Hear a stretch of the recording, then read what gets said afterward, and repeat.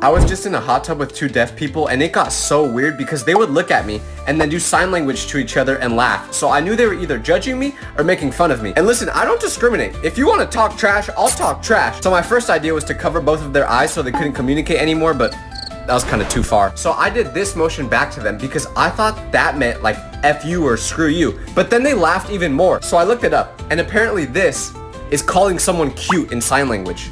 They were not cute. They were mean. So if anyone knows how to talk trash in sign language, please tell me because I need to fight back next